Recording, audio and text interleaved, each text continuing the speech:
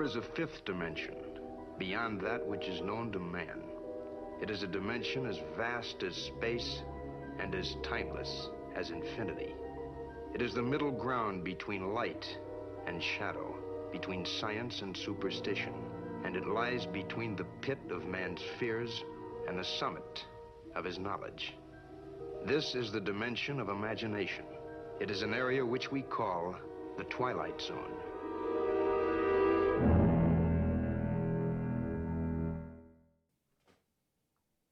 We're back. Hey, everybody. It's the Purple Pill Show. Here we go. This is the show where we suspend our beliefs on what was and what is, and we use our imagination on what is and what could be. Transcending the Matrix, hacking the 3D, exiting the Truman Show. That's it. Exiting Bueller. Exiting the Truman Show. Exiting. Tim and I were outside talking because the story he told, what was that, on the last show was just so unbelievable. Yeah. The guy also had mentioned, the guy that bought the awning had also mentioned that we were going to raise the collective consciousness. Yes. And he had mentioned that because when we all have the same beliefs. Right after he talked about the frequency, the gamma waves. Yeah. At like 40-something megahertz. Yeah. That's when he said that. Yeah, I was just looking it up. Associated with high-level cognitive functioning and consciousness integration. That's what Really? the gamma waves, 30 to 100 hertz. Consciousness integration. Yeah. I like that. So he went right into a group conscious. Group consciousness. And I think then we have a whole episode on that, right? Oh, It's yeah. collective consciousness, Right. where we all believe the same thing, and That's move what creates mountains. the world. You're right, and that's what creates the world. Right. Yeah, it moves the mountains, or it creates the Federal Reserve, and we all tax ourselves. Yeah. And put them at the top, one or the other. So he says that that's just funny that he mentioned when we all have the same belief, whether it's that group he was at the summit, or whether it's just you and me here. Reality bends. Where two or more are gathered, I am with you, and that's how we move the mountains. I love how you get the humans involved. You just or the modern man involved, and it becomes this big science. It starts out as where two or more are gathered, I am with you, and you can move mountains, and you'll do greater things than I. Right, Jesus's words in red, and then from that, real simple, real straightforward to the point, and then it spins off into the collective consciousness and the summits and the where 2 or 3 million are gathered. I am 2 or 3 million versions of me are with you. For sure, it's more powerful. Yeah. As the world dictates, as you look out the window and see how powerful it is. Right. The current control grid is built by us. Well, it's faith the size of a mustard seed. Right. And you get a bunch of mustard seeds. Oh man. And they've grown from mustard seeds. They're apples now, right? Or they're watermelons for the way this world, what we believe, supply and demand and lack and sickness and death. And, those are way bigger than mustard seeds now. Yeah. The good news is, but it works both ways. Yeah, right. That's what I was about to say. Doubt. If doubt the size of mustard seeds, you cause an avalanche, falling rocks in the mountain, on the mountain. That's killer. Yeah, that's true. Yeah, the belief of a mustard seed can move a mountain, change the world, and doubt the size of a mustard seed can. And boy, do we have both going on out in the world these days, right? Right. But we're definitely making a lot of progress. I mean, if I'm showing up to buy a Big Mac and we're talking 5D at Burger King, I mean, things are really starting to go somewhere. That's trippy. Right? Yes. Oh boy. So I'm out there, family vacation, took the kids and the wife to Yosemite. Talked about it on the last episode a bit. And, I had this experience in the supermarket there. What was it? A Ralph's in the little town right outside Yosemite. We had a VRBO, and you want to save money by going to the supermarket, bringing your food home, making it instead of eating out all the time. Oh, of course. Especially with 3 kids. Healthier too. Yeah. So we're at the Ralph's, and I was in there getting a bunch of supplies, etc. Kids are in the car. Wife's waiting for me. It's friggin', 100 degrees outside. And I'm trying to rush around the store to get the different supplies. And when you go in a new supermarket, you don't know where anything is. So you're just running all over the place. And I keep thinking, I'm anxious because I know that the kids are in the car waiting for me. And my wife's waiting for me. And, the kids in the car, if the car's not moving, they just, they'll start, it all starts out real fun. They're laughing and giggling. And then pretty soon it's, he hit me, right? Or he took that away.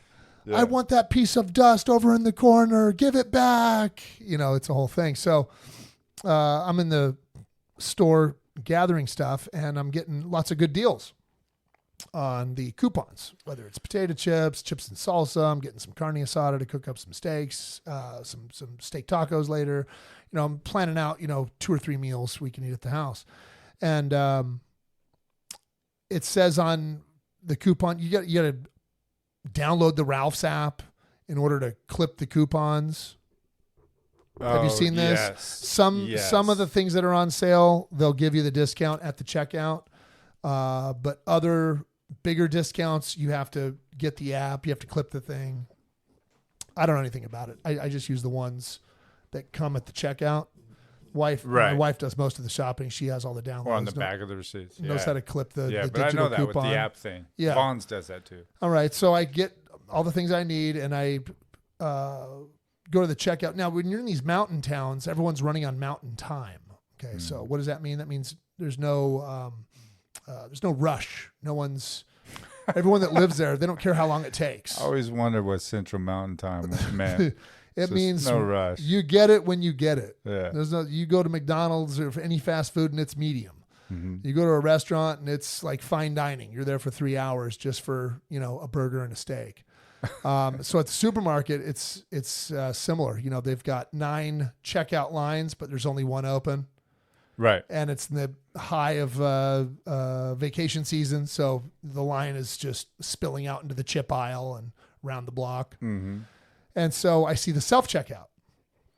And so I'm okay, well, I'm just do self-checkout. Sure. And so I pull my card in there and I start, you're the checker. You've got the gun. You're beeping everything. You're doing the coupons and shit Yeah. too? Well, so that's what happened. So I beeped everything. That's bold. I don't know if I've ever done that. I beeped everything. And then I'm looking on the screen and looking for the savings. And I'm seeing some savings, the auto savings.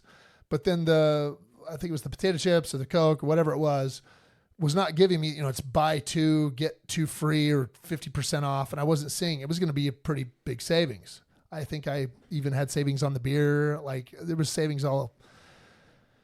It was going to be about $50, $60, but with the savings that I had calculated when I was pulling everything to the card, I should have been only paying about $30. Right. So like half. So I have to flag the lady down. The one clerk. That's working the self. Yeah, that's working the self. That's Yeah. okay, if you want to buy beer, I have to come over and check your ID or Right. if there's a mistake or people can't figure this out, whatever it is. So I have to. And she already has 3 people talking to her. She's not gonna. I raise my hand. My little light is flickering. No one's noticing. No one cares. Mountain. Just whatever. Figure it out. It's blinking red because you had 16 instead of 15 or less. Here's a guy that thinks that everything's a rush. This guy already broke the rules. Oh, yeah. Yeah. I'm done. Yeah. So I have to walk over to her, and she doesn't look at me. She doesn't want to look at me. There's no one else there. It's just me. And I go, excuse me. She looks up. She kind of glances over at my station. She sees everything blinking. And she goes, oh, yeah, you tried to buy beer, but you can't in the self-checkout. So how many items you got? Yeah. And I go, well, not only that, but I'm supposed to, I saw there was a savings. There's 50% off on like a lot of this stuff. And I can't get the savings. You got coupons. She goes, too? oh, you got the coupons. You have to wait for the manager. She goes, you got the coupons? I'm like, the CEO will be here on Wednesday. Yeah. I'm just in trouble. I'm in trouble because it's 3:00 too. Like she probably gets off at, in an hour or something. Yeah. And she's just going, oh my gosh. So she goes, yeah, let me Let me see what I can do. Here, let's scan the beer. Let me show your ID. Okay, fine. Oh, W. She comes walking over to the, and now the supermarket is now cleared out. There's no lines anywhere. I don't see anyone anywhere. The lights turned off. Yeah, there's just, it's pretty empty in the supermarket. Right. I've waited this long for this lady to come help me. And she comes over to my station and she goes, oh yeah, the chips and the Coke and the, oh yeah, even the meat here. Yeah, you have to have a digital coupon. And I go, well, yeah, I don't, I downloaded the app. I can see the coupon. I've now clipped it, but I don't know how to insert it into the machine to get the savings. And she goes, oh, that's because you have to scan your coupons before you beep anything. Oh. You have to already upload. Yeah. Scan with your phone before you beep anything. And Yeah, I go, I well, get I already beeped everything. Oh, shoot. She goes, well, if you beeped everything, we got to start all over. Yeah. So she goes, she clicks a couple things, goes into the admin, the screen changes, red. She's clicking and resets everything. She goes, okay, put everything over the other side again. It's only 15 items. She goes, so now we'll have to scan your coupon, scans the coupon. I run all the things through the bag, through the checkout, and I'm still not getting the savings. Oh. It goes, oh, no, red. She goes, oh, well, are you sure this is the savings? And I go, yeah. And she goes, can you go to the aisle and take a picture of the different things? Oh, wow. And I'm just like, oh my God, my kids are probably the car's probably on fire out in the parking lot. My wife has probably ran for safety, abandoned the children. I mean, who knows? The little brother's beating up on the 6-year-old. The 14-year-old can't take it. She's probably, They're all fighting. It's a cage match. Yeah. And my wife's probably drinking on a street corner somewhere at this point because what else can you do, But I'm trying to buy the alcohol, so I know she's not doing that, right? Maybe she's smoking cigarettes, but she doesn't even smoke. But anything's possible when you have kids and they're in a car, you're waiting for dad in the supermarket. Why didn't they all come into the supermarket with me? Well, if you've ever gone shopping with 3 kids and a wife, you know why they're not all in the supermarket with you, because you can do it faster by yourself unless you're me. Yeah. So I have to go down all the different aisles and take pictures of the coupon of the savings. Oh, you did all that? I did. I brought it back to her. That took another who knows how long. I finally brought it back to her. And she goes, oh, yeah, I see. Yep, this is accurate. So let's start all over. She cancels everything out. And she goes, well, let's do the beer again here. And she goes to pull her card. It's like a management card thing, like a clear, thick. Mm-hmm. And she goes, oh, where's my card? Where's my card? Uh-oh. And I go, actually, she pulls, no, let me go back. She pulls out her card. She scans the beer. And then she tries to scan the chips. Oh, scans the beer. I scan my QR with the phone again, with the clipped coupons. And we're still not getting the savings. And she goes, oh, gosh, I can't. And I see the pictures here you've shown me now. So, all right. So she goes to grab her card and she goes, where's my card? I can't find my card. And I go, well, you just had it out to scan the beer. Yeah. To do the 21 and over. So it's right here. And she goes, yeah, it should be right here. It's where's my card? Where's my card? She's looking in her pockets. She has a little fanny pack. She opens that up. It's not there. She's looking on the ground. Now she's looking through my bags of the stuff I've scanned because we put it in bags. She's looking in there. She goes, I can't find my card. Oh, wow. She starts panicking. She goes, I think I may have to call the CEO. She's CEO. The owner of Ralph's. I mean, she's already like the manager of this. I mean, she's like in her 50s. She's been here a while. Right. If she needs to go above her, I don't even think that guy's there. The general manager. It's Ralph. It's Ralph himself. It's Ralph. She goes, where's my card? Okay, so at this point, now my anxiety is already way through the roof because of the kids and the outside it's 100 degrees, blah, blah, blah. Your wife's already filing divorce. Yeah, right. Yeah, I'm finished. It's over. She's already questioning why I let my husband go in and not me. I should have stayed with the kids in the car. Right. But I'm in here. And so now so my anxiety's through the roof. I'm going, oh my God, what did I just stay in the checkout? And now there's no line for the regular checkout. Like so she can't find her card. She's looking around. She's starting to panic now too. She's like, they just reissued this card. She starts telling me a backstory of like, they just reissued this card to me because I lost this thing like, a month ago. Yeah. And now this, that, and the other. And I'm just going, oh my goodness. Oh my, and all of a sudden customers start spawning just out of nowhere to the self-checkout line. Like the normal checkout lines are open and these people are just coming to the self-checkout. And I'm one of the first terminals on the self-checkout. So everyone has to keep saying, excuse me, to get by me to get to the other terminals. Yeah. And now there's so many people. Okay, now look, dude. Your face went from red to white, just pale. 3 minutes ago, there was no one in this place now. Right. Okay. I first get there, there's some people. By the time I do all this pictures, all this stuff, there's no one, like the place is cleared out. That wasn't part of it. Now she lost her card. Her anxiety's going through the roof. Oh, Mine's already out with the kids and the wife. I'm thinking I'm cooked, right? Yeah. Or they're cooked, whichever. Yeah. And Either now, way, it's bad. now there's just customers spawning down the chip, and they're just coming straight for us, dude. Just zombie horde. Yeah. The line to get, I have to move my cart. Now all the other terminals have filled up and everyone's having issues. Now they're walking over to me or her with my cart. She's still helping me, right? I've got the beer. I've got the coupons I have to clip. That's not registering. So she can't find her card to even start the process of She can't clear anything. figuring this out. Yeah. And now if anyone else is red, she can't fix it. all the customers are at the terminals and there's a line going down the chip aisle for the self-checkout now. Yeah. And they're tapping her on the shoulder going, Yeah. excuse me, I need help with this over here. And now she's starting to go bonkers. Yeah. She's like, where's my card? Where's my card? So she just freaking walks away, goes back to her little station, starts opening up drawers, taking everything out of it. Where's my card? And then I'm over looking underneath my machine, my terminal. I'm looking I'm taking things out of my bags, my paper bags, looking for the card. I can't find the card. Other customers shopping. Yeah, carts. dude, I'm in some lady's purse. I'm looking in someone has a stroller with a baby. I'm pulling the baby out. Yeah. Where's the card? Where's the card? I'm just going, oh my God, here we go. The algorithm, the simulation is just going nuts. All our energy, my energy has caused all this. Yeah. Now I start getting quiet and I'm just like, I see what's happening now. I see this clear as You day. caused the avalanche. These customers That's are what you spawning. did. There was no one in here. Now the customers are spawning. None of this is their fault. I'm having this experience because of my anxiety level. And now this lady, I've brought her energy into it. She's lost the card. The card's disappeared. She comes walking back over to me. She's ignoring people, by the way. People are tapping her. She's already told she I'm cut busy. and run. She's like, I got to get out of here. Now they're following her over there. Now she's coming back to me and she's looking at me and she goes, I just can't find that card. I can't believe that card is gone. And I go, you know what?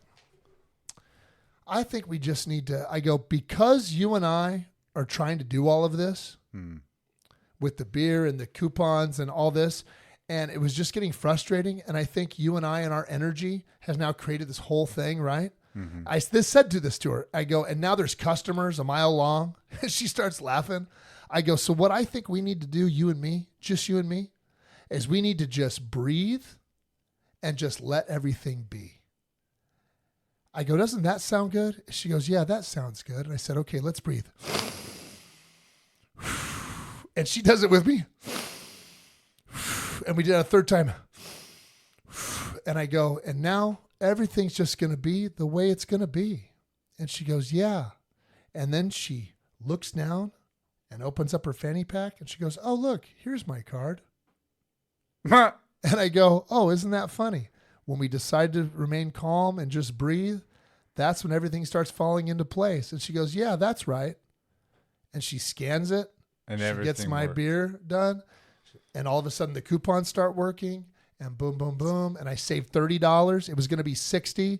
After all the savings, it was $30. I mean, I had like 2 dinners, beer, chips for the kids, and I think maybe even some treats for like after the movie or something. You know, we're going to watch a movie before the kids go to bed. $30. Dude, when I go in, I mean, a family of 5, $30, 2 dinners, chips. I mean, it was a different dimension once we started breathing, man.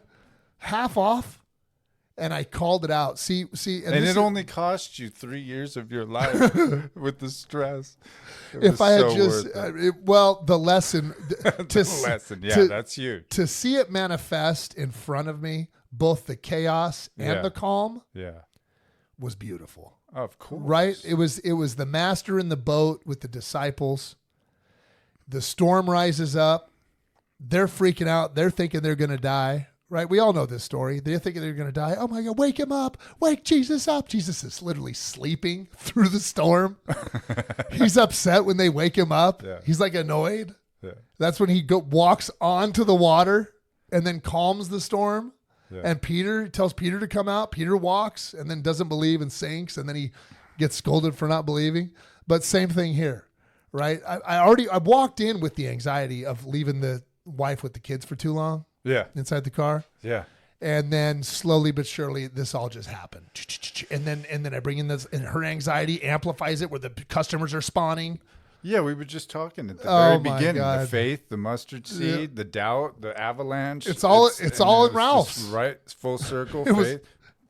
It was all in Ralph's right at that moment. And the fact that I called it out to a person, I had no idea her belief system. Yeah. And she just simply agreed and said, yeah, that's the way it is. And breathed with me. And then She couldn't wait to take that breath. Oh man. And then her card magically friggin' manifests. Oh, here it is. Oh, that's my favorite part. Me too. Because we had looked everywhere, bro. Everywhere. Oh, you were she looking looked under babies. dude, she looked she looked at that fanny pack 10 times. Yeah, it you wasn't saw there. it. Oh, I was like, it has to be there. In her pockets. I mean, Where she always keeps it. Dude, there's no way this we breathe, and then I told her, I go, hey, thank you so much. And Were the wife and kids still there? isn't it funny when we stay calm and just breathe and accept it, Yeah. that it all works itself out? And she goes, yeah, that's the way it is. Just confirmation. Oh my gosh. Acceptance, man. Yeah. I remember towards the end of the weekend, I had to go back into that same Ralph's, and I had, another issue, something small, and she was working that day. And I walked up to her. The regular checkout lines were way too long. I just wanted to get a 6-pack. Mhm. And I said, hey, remember me from the other day? We did the breathing thing. It was all chaotic. Yeah. And she smiled and said, yeah, I remember you. I go, hey, can you check me out with the beer? She goes, yeah. And she scanned the thing and let me go. That was pretty funny. She's like, where's my fanny pack? Yeah, oh, no. right. It's this gone is again. Twilight Zone. She'll never episode, forget dude. it though. She remembered the whole experience. I Yeah, go, that's great. Remember we had the whole thing where we had to breathe? Yeah. I said that. She goes, yeah, I remember. I'll never forget it. Oh That's my what she said. God. Oh boy. So this is just Remember everyday that? stuff. I had to remember when I gave you the purple pill? You're right. When I took one myself. Oh my gosh. Oh man. Yeah. And then we went to we finally found a church we like.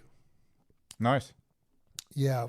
I mean, they like it. The kids and the mom likes it. I think the kids like it. I don't know if my son likes it. He keeps wanting to go into big church with us. He doesn't want to go to the, Really? yeah, he doesn't want to go to the, his age group church thing. Anyway, my teenage daughter, she goes to the teenager deal, and, I'm going to the church, and the music's really good. I got to say, the music's good. And then the message that the pastor's doing, they're doing Old Testament right now. Uh-huh.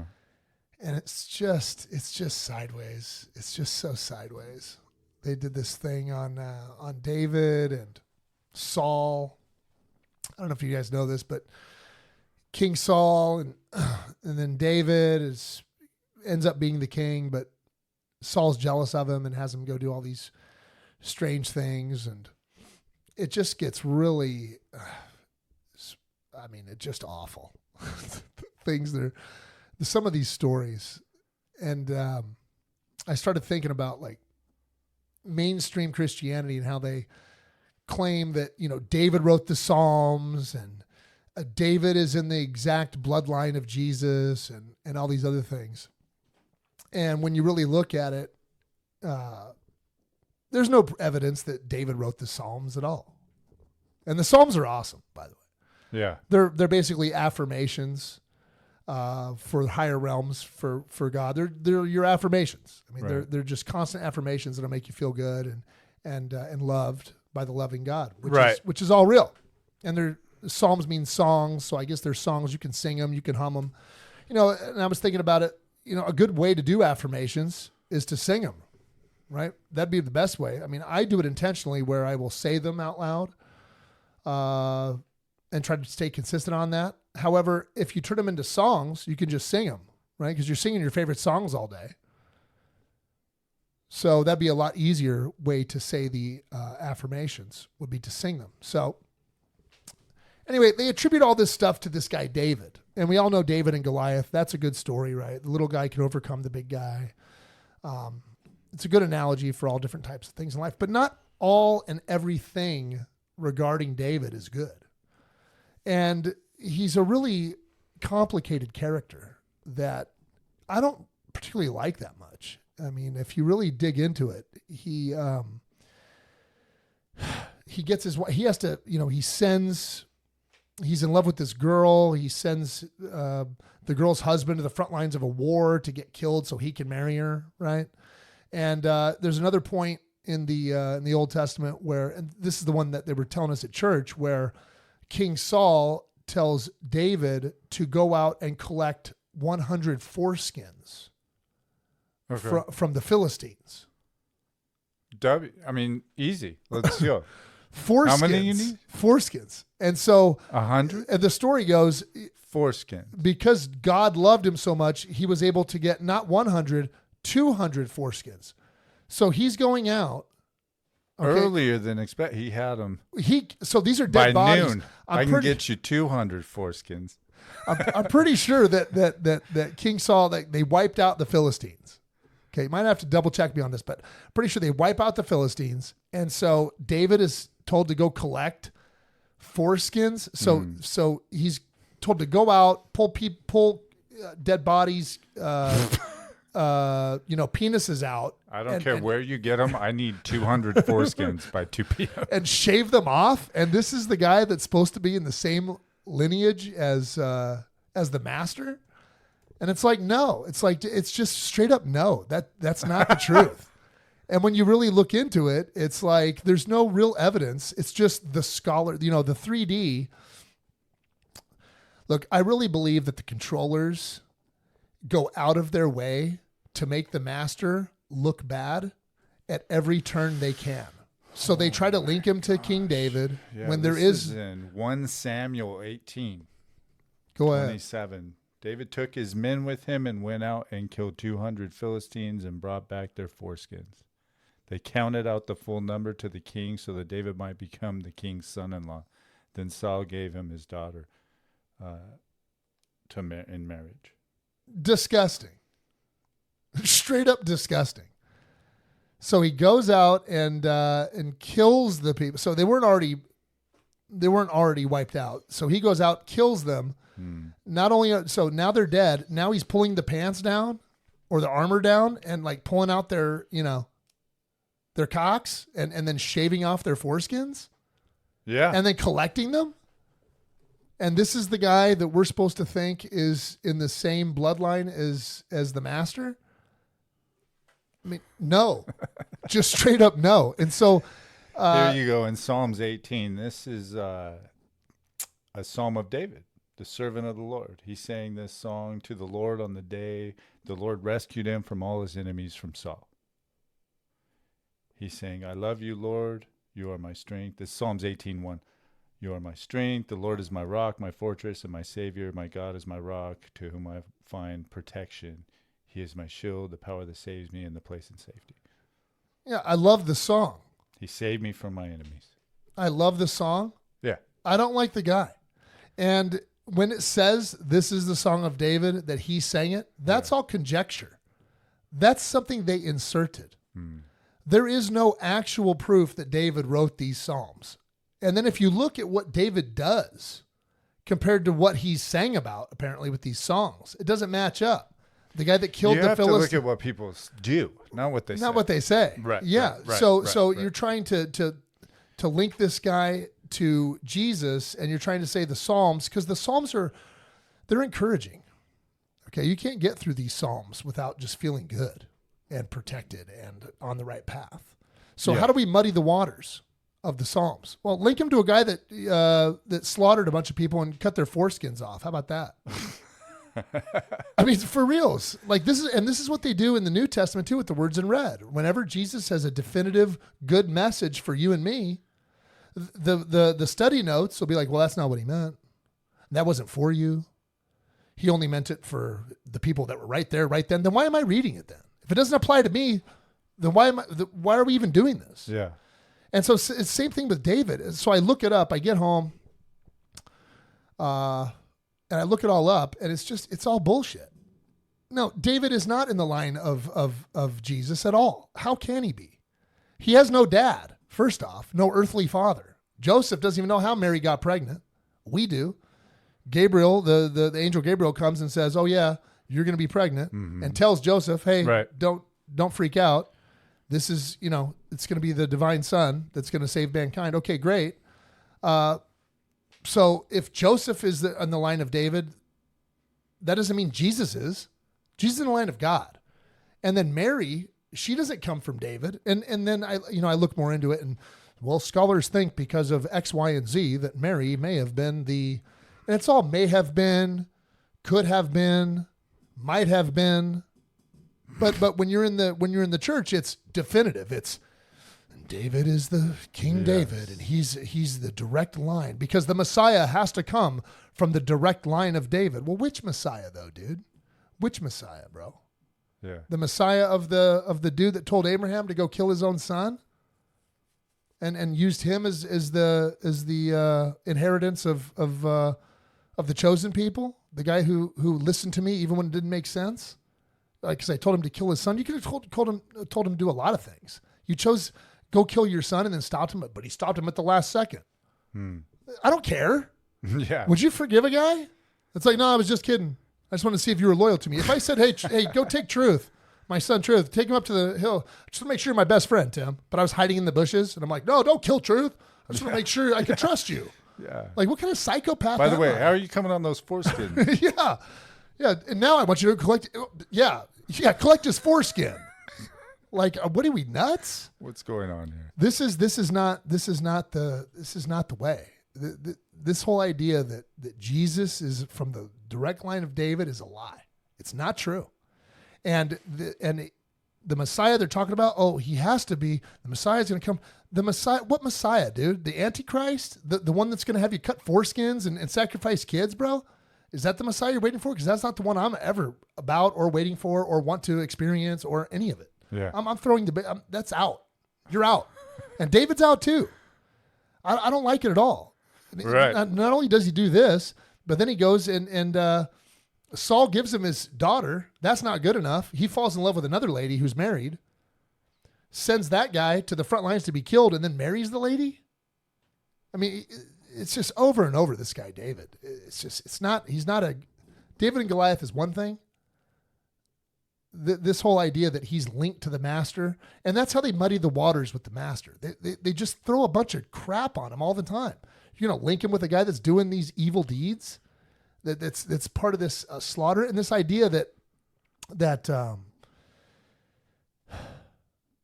Jesus is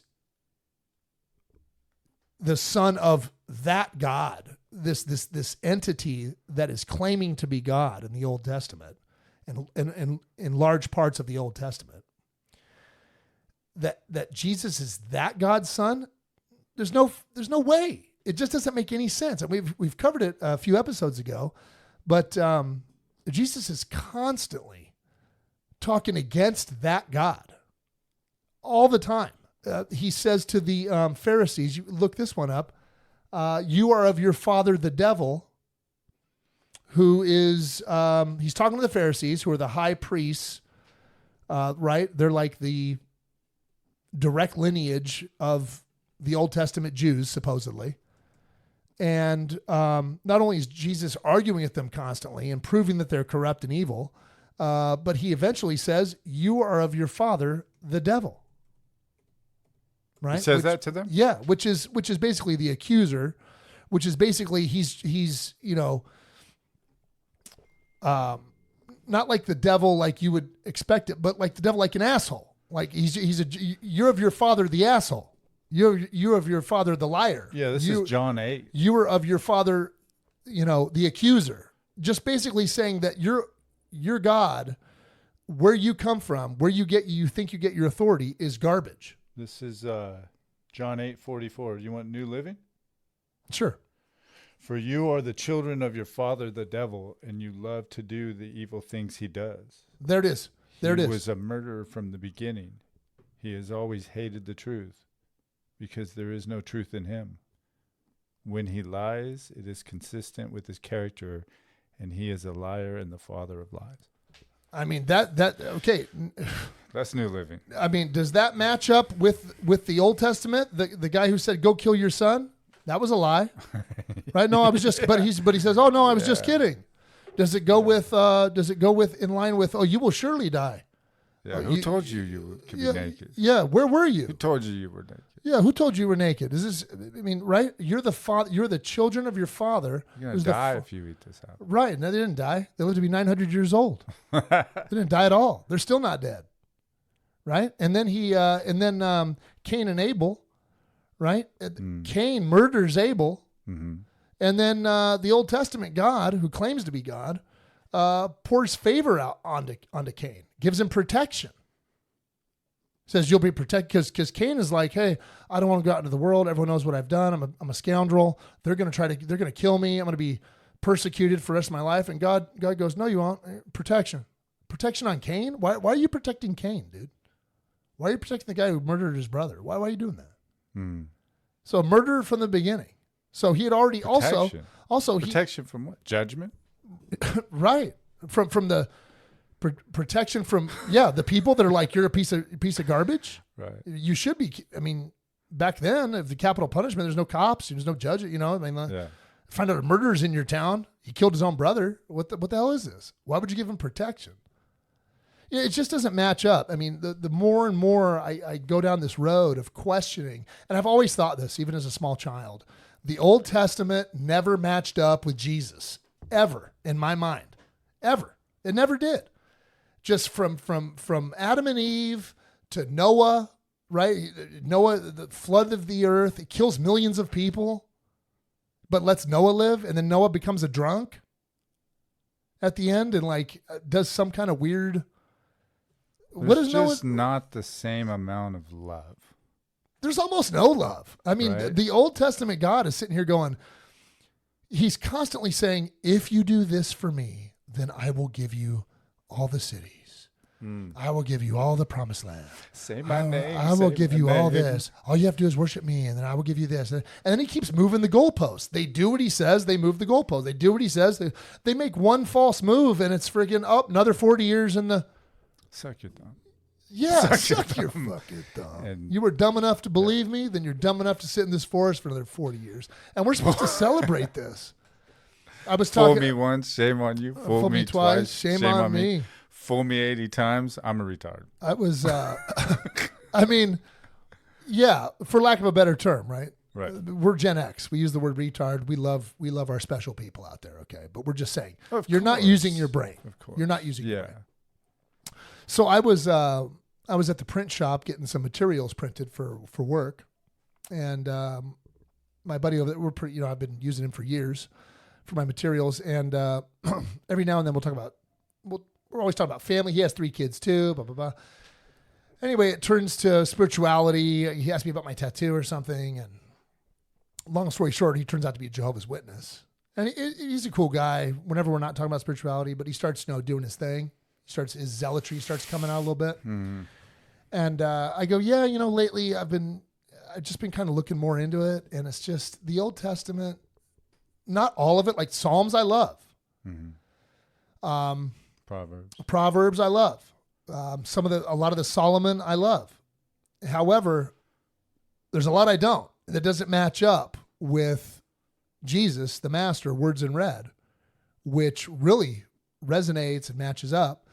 And he goes, and this is what a lot of Christians think, even mainstream Christians, not even just Jehovah's Witnesses, like all Mormons, like everybody the whole Christian community kind of revolves around this whole idea that the Old Testament foreshadows Jesus the whole time.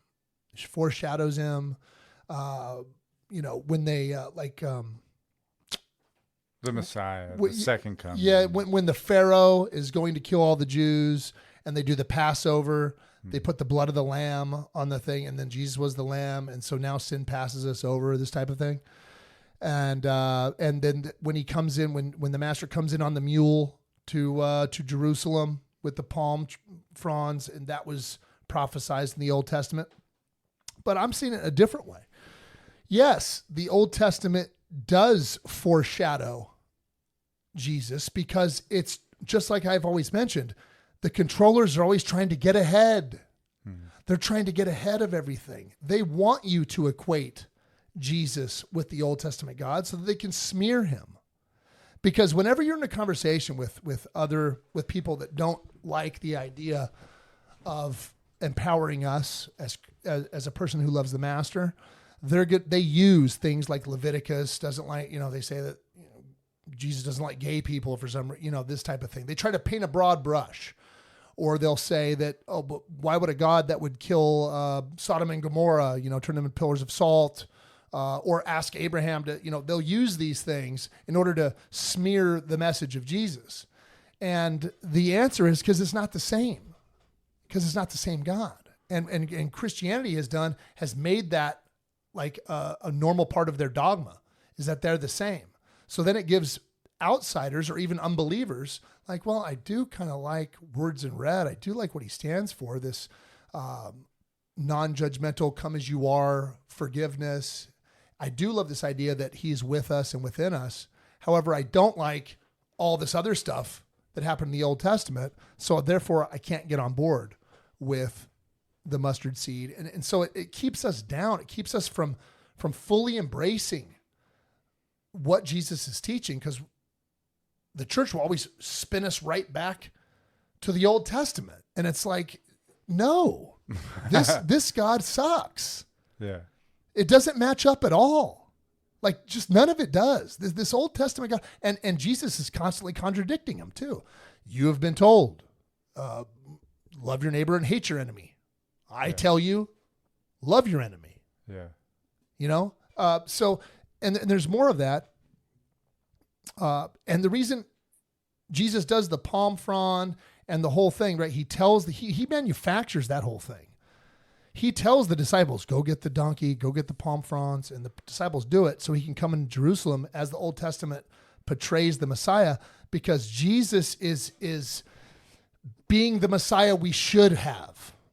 He is by doing that, he is setting himself above God. Like, oh, I'm the Messiah. Mm-hmm. Like I'm going to stand in place of this old evil teaching of just only the Jews are the chosen people.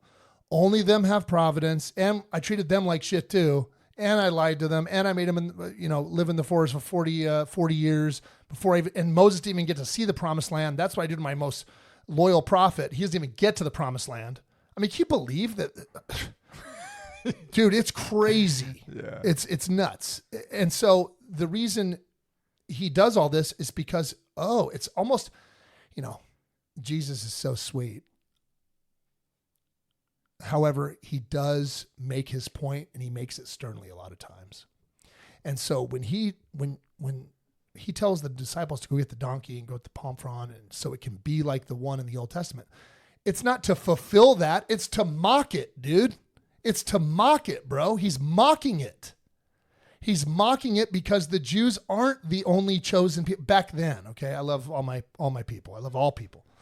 But back then, the Old Testament, the Jews are supposedly the chosen people, and Jesus comes to let everybody know that everyone's chosen already by him, by the highest power, by the real true God, and reflects that.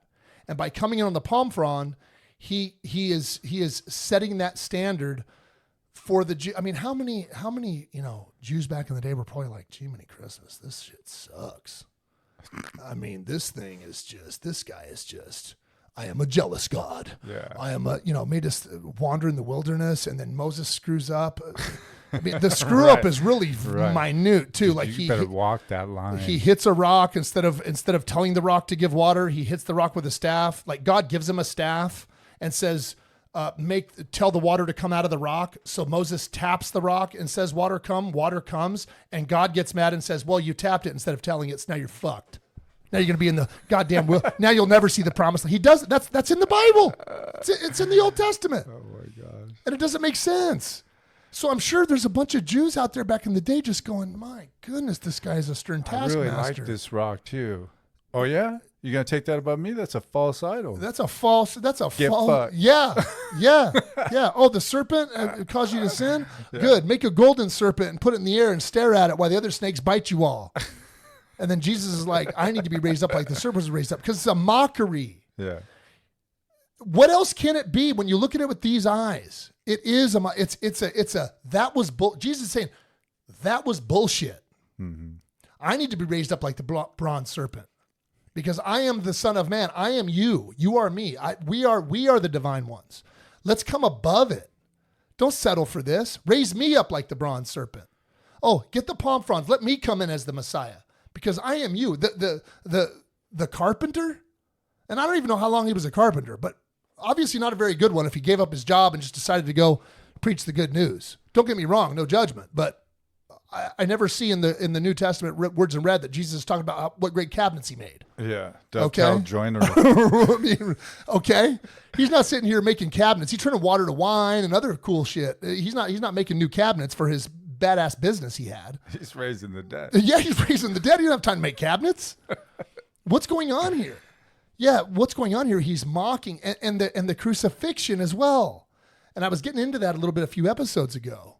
Okay, he's mocking the idea that, can you believe the suffering I'm going through? The fact that I have to go through this to prove we're divine, to prove that we live forever, to prove that the true Father loves you the way you are. I have to die on this cross. I'm going to have to use everything in my power to do this. I have to do the full ultimate suffering way. I tried to do it the other way. Wouldn't work. Transfigured up on the mountain. Nope. It's like when you're on Mario and you're just almost to the castle, but then you fall down the deal. It starts you all the way back. Yeah. This is before it was auto save. Go down the wrong pipe. Oh, dude, the old video games, there was no auto save, bro. You either get to the castle and put the flat, or you start all the way from the beginning. Yeah. Same thing here. He goes up, Moses, Elijah, everyone's there. Oh, yeah. Oh, you thought you were going. Yeah. Yeah, we were doing the wrong thing. This is the transfigure, and right. No, boop, do. You're back at. You have to start all over again. So he has to do this full crucifixion, resurrection, not to. Our sin of unbelief is the sin he's dying for. Okay, this whole idea that he died for our sins because we're not worthy. No, he died for our unbelief. Okay, he died to prove that you can rise again, that you will rise again. He rose again, you'll rise again. He doesn't want to be better than you. He's the everyman. I'm the light, you are the light. I mean, why is he saying I'm the light? Because you are. If I'm not the light, why is he saying then why is he saying it? Right. And why is he saying God's the light? Why is he saying the Old Testament God is light? Yahweh's the light. He doesn't say Yahweh. He doesn't say Lord's the light. He says my Father. He's talking about a different God. A different God. And I'm not the only one that sees it this way. Valentino, the old one of the first Christian fathers, saw it this way. The Gnostic Christians, knowledge Christians, the knowledge Christians with the secret teachings, the ones he mentions in the New Testament. I tell them the parables. I tell you the secret teaching. Yeah, that's what they believed this too. This isn't a new idea. I mean, it's a new idea in the sense of we're going to make it happen now. But the idea that the Old Testament God is a fraud is not new. And the more you look at it and read it like that, and I don't want people to go, when you're in church and they start blasphemy. Yeah. It's been 2 times in a row now where the message in the church has been just like, because they're doing Old Testament. And it's just, the first week was the snakes bite everybody. And then the mafia god goes, make a bronze snake, like the ones that are biting you, and raise it. Anyone who looks upon it will be healed. And they were. However, he still sent the other ones to kill who knows how many died. That was the first week. And they tried to spin it to, because Jesus loves us, you know, someone had to die and you have to stare at. I mean, I don't even remember what the message was. It was so nuts. It doesn't. Next week we're collecting foreskins. Yeah, and then the next now week we're collecting 200 foreskins. Yes, and then the next week it was that's David like a went horror out and movie chopped off trilogy. and then next week it was David went out and chopped off everyone's dicks. Yeah. For God. Yeah, even the dead people. Yeah, I don't killed care them. where you get them. Desecration of bodies. So he kills them, then he chops their dicks off. Yeah. And gives them to the king. So the desecration of body. Look, this guy's not linked to Jesus. Okay? Period. So it's just insane. My daughter comes back from the teenage church Yeah. deal. Look, I go to church, first off, because my wife wants to. Second off, when they do get into Jesus, it's pretty cool. Okay? There's tons of, Mark, Matthew, I Luke, and used John. to do that. Look, the youth teaching. There's a youth pastor. You go in the separate room. and if you do just the New Testament, you're pretty Right. good. Oh yeah. I mean, there's lots of positive. All right. Paul can get a little wonky, but overall he's okay. So she comes back from the teenage notes. She pulls me aside and she goes, "Hey, Dad, look at these notes I took during the teenage sermon in my class." I said, "Okay." And it says, "Karma is fake, ? And it says John 14, verse 6. Will you pull that up? Yeah. John 14, verses 6. Karma is fake. And then open that tab. And in another tab, I want you to pull up the what you reap is what you will, what you sow is what you will reap. Right. That was the first thing that came to mind. Of course it is, because that's exactly what it is.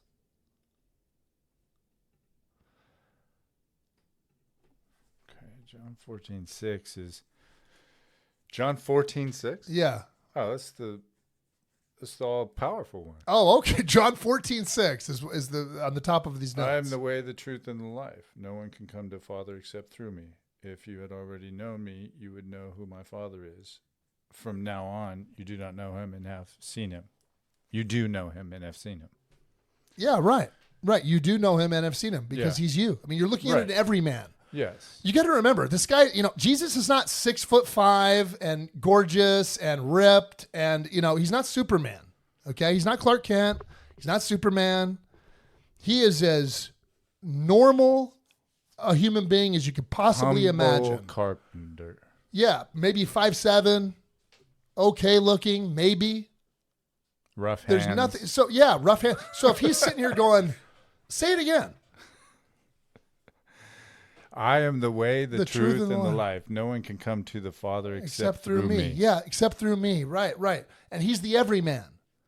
So, I mean, you're looking at this guy going, well, if the Father can't come through you, then I guess no one can come to the Father except through me.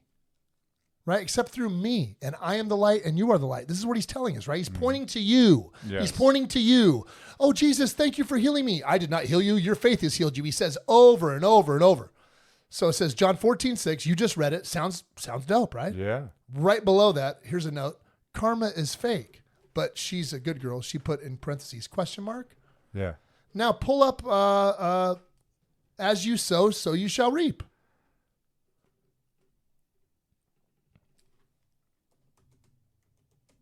I'll probably also in John.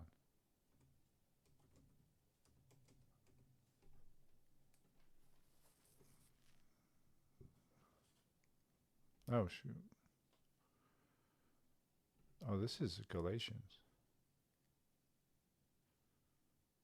All right, what does it say? 6, 7 through 9. Be not deceived. God is not mocked. For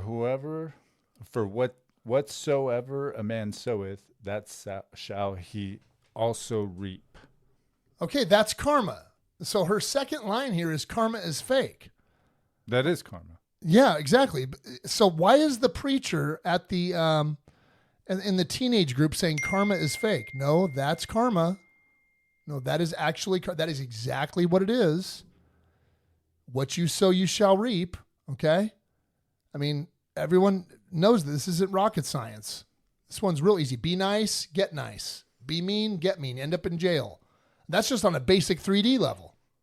Mm-hmm. Okay, her next one is when you commit your life to Jesus, don't live your own. What is this? When you commit your life to Jesus, don't live your own. It's impossible. It's impossible. How do you do that? How do you do that? How do you do that? Once you believe and know the Master, everything you do, sure, you make mistakes still, but you're going to get back on the right path, which is forgiveness, right? So when you commit your life to Jesus, don't live your own. Like, what do you mean? And then, when I was younger, they would, some of the congregations, and I've been to so many churches, they'd be like, well, like going to concerts. Like if you go see Metallica, that's living your own life. Well, that one I do kind of understand what they're saying. It's like the bumper sticker, what would Jesus do? It's like people get those right, and it's like trying to live by Jesus. Well, yeah, like Christ consciousness, like thinking like Jesus, living like Jesus. Right. I get that, but that doesn't mean Jesus won't go to, Jesus doesn't like Metallica? I beg to differ. Yeah. James Hetfield's been sober for like 20 years and has a wife and 4 kids. His songs are not autobiographical. Some of them are autobiographical when he was younger and made mistakes. Some of them are about Vietnam War vets. But you know what I mean? Like, what do you mean don't live your own? To a teenager, that sounds weird, dude. Like, I can't like Justin Bieber. Yeah. Oh, yeah. That's what it comes across as. And I remember being in those groups, and that's what they were like. They were leaning that direction. Not try to love your neighbor like that. Like, don't live your own. Yeah, you mean what? Don't be evil? Yeah, for sure. When you commit your life, try not to be evil? Of course not. Right. I mean, are you still going to fall in the wrong path sometimes? Yeah, but you can't be plucked from his hand. Bottom line, you can't be plucked from. Once you know and you're like, I'm with you, you can't be plucked from his hand. So why even do this? Don't do that. When you commit, why not do it like I'm saying? Right. Once you commit your life to Jesus, you can't be plucked from his hand. And whether you know it or not, he will always bring you back. That's what I would say. Not don't live your own life. What is that? Okay, here's the third bullet point. We do everything from what Jesus already did, not for it. What? We do everything from what Jesus already did, not for it? We do everything from what you... Of course we do everything from what he did. Well, it depends what you believe, but he is in me, I am in you. So he proved it. I mean, that's what our show is all about too, right? We use him as the template. We use him as the evidence for the proof. So I would just say it like that. I mean, I would say he's the proof that you can move mountains. He's the proof that you'll always be forgiven, like the prodigal son. Right? The prodigal son, the father doesn't come back and go, well, make sure you never do it again, or otherwise I'm cutting you off. It doesn't say that. It's definitely very murky. We do everything from what Jesus already did, not for it. Yeah, I don't do things because, not for it. I guess it's like a bandwagoner. Now that the band's good, I like them, but I didn't like them when they were in the garage. Is that? It's murky, right? Yeah. Very murky. You got to be more. This is what I mean. She comes back and it's just confusing. Karma's not real. And then here we go. Here's the fourth bullet point. This is the one that really, I don't want people saying this to my daughter. Not all people go to heaven.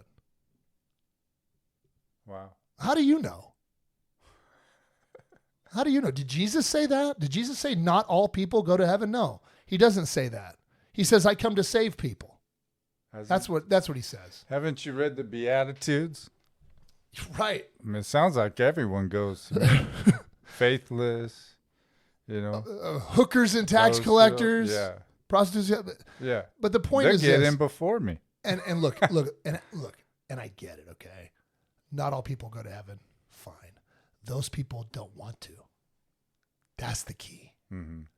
Anyone that wants to will. There is people that will not.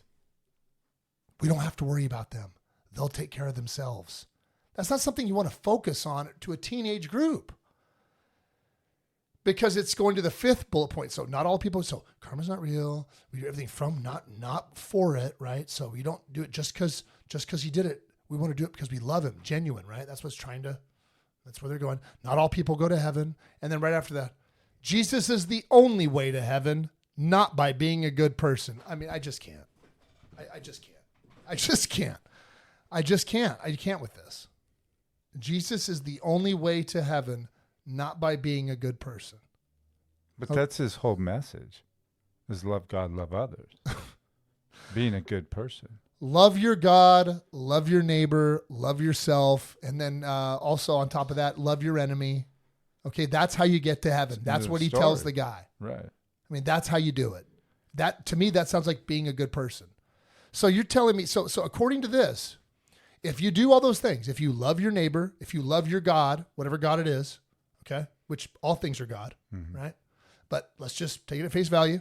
So if you love your neighbor, love yourself, love God, love your enemy, but you don't believe in Jesus, or you think he's cool, but you're not sure because the Old Testament has muddied the waters for you, right? Because that same God that supposedly Jesus told David to go cut off foreskins, right? They say that that's Jesus too. What? The church claims that the Old Testament God that told David to cut off the foreskins, which is lopping off your you-know-what, is Jesus. It's the same God. Jesus is God, that's God. No. That's not being a good person. Jesus is the only way to heaven, not by being a good person. Look, man. Look. The only way to get to Hollywood is on the 405, bro. Okay, bud? All right? Everyone knows that, bro. Okay? Everyone knows that, bro. Okay, bud? More than one way to get to Walmart. Okay, bro. Okay. You want to go to the Burger King? So funny. Oh my God. I mean, dude, come on, dude. Really? Like, yeah, look, I agree in a certain sense of when we're in the fifth dimension, the master's going to be there and he's going to be pretty fucking important. Okay. And I don't think anyone's going to disagree with that. We can look at all the religions that revere Jesus and think he's great. All of them do in some level. Yeah. Okay. All right. Do we have to just beat people down? He's the only way. Right. If he's the only way, then that's good. You're on board then, right, bud? And if he isn't, and they're loving their neighbor, let them. Isn't God in control? You can't have it both ways. Okay? You can't have it both ways. Loving your neighbor and loving your enemy, that's how you get to heaven. And loving God. You can't earn, sixth bullet point from going over the notes. My daughter came home. Right. You can't earn your way to God. Of course not. Because he is in me and I am in you. How can you earn that? That's a good news. You can't earn your way to God. As if people are out there trying to earn your way. But see, this is on the back of you can't go to heaven just by being a good person. You can't earn your way. You see this thing that's happening very murky. here? Yeah, it's very murky. It's very dickheadish. It's very mean. This is mean. This is being mean to people. You can't earn your way to God. Right after? Yeah, right after Jesus is the only way to heaven. And you can't earn your way. Now I'm confused. Now I'm scared shitless. Yeah. Okay, if I start off with we are doing things from Jesus, not for Jesus. Okay, well, we do everything from what Jesus, not for it. What? Not all people go to heaven. Oh, shit. My God. Jesus is the only way to heaven. Okay, well, I got that. You can't earn your way to God. Well, what? I mean, I'm petrified. I'm ready to suck my thumb and pray for death. You just went from dialing 411 to dialing 911. What in the fuck? Dude, I'm going to have schizophrenia. Yeah. Like, dude, you're confusing everyone, bro. Can we just go with the story of the Jewish kid that comes in, the young kid that comes in and says, how do I get to heaven? And Jesus says, by loving your God and loving your neighbor. Can you just go with that, bro? Yeah. Not you all could people do a whole year of sermons on that. Yeah, man. And Just on everything's clear. Not all people go to heaven. What about the town that rejected him? And the disciples wanted to throw fire down on him. And Jesus says, no way, I'm here to save. Are they going to heaven? Yeah, of course they are. If they're not against us, they're for us. Yeah, I can go on and on. This is infuriating. Yeah, I could tell. Carry importance like Jesus is coming back soon. I mean, this is a nightmare. This is a Stephen King novel. Hey, Dad, check out my notes. Just shower scene, just psycho, just bloody knife. This is just old. weird. trilogy, horror trilogy. It starts out real nice. John 14:6, just Yeah. Cinderella. And then it just turns into frickin' we are doing things from Jesus, not for Jesus. Okay, you got that. We do everything from what Jesus already did, not for it. Yeah. She has exclamation points. They must have yelled that one. Not all people go to heaven, especially not. Jesus is the only way to heaven, not by being a good person. You can't earn your way to God. Carry importance like Jesus is coming back soon, and you're going to hell. Yeah. But it doesn't say that last. That's not the final bullet point. No. But that's what it's implying, dude. Yeah, I felt that. This is the implication with all the bullet points. This is the message. This is shit. This is a shit message. It's a fear campaign. This is a total psyop fear campaign. This is a fear fucking campaign. Yeah. This is tuck and cover. Yeah. This is the Russians are going to nuke you any day now. But instead it's Jesus is going to nuke you any day now. What tyrannical Jesus is this? It's just terrible. I have half a mind to go in there with these notes and be like, hey, can we just sit down? Let's just sit down, you and me, bud. Can we just go through this one by one? Let's go through it. Okay? Not all people go to heaven. What about this right here? What about this town that rejects them? It says reject. You know what that means, buddy? It means reject. It means reject. Like all the people you think are going to hell that reject him. So it means reject. Why would that be in there? Why would that be a big example in the Bible in words in red? Why would that be? And you're telling me the guy that told off to cut off foreskins of dead people is the same person as the master? You don't really believe that, do you? Nobody can believe that. You don't really believe that. You think the guy that told Abraham to take his son up to the hill, and he was strapped to the thing. The kid's probably still PTSD. The knife's above him. The poor kid's strapped. He People loves out his there dad. still looking for him. I mean, my God. Oh my gosh. It's Psycho Church. Just it's a horror film. Yeah. Anyway, I love you, everybody. Thank you for letting me rant and rave a little bit.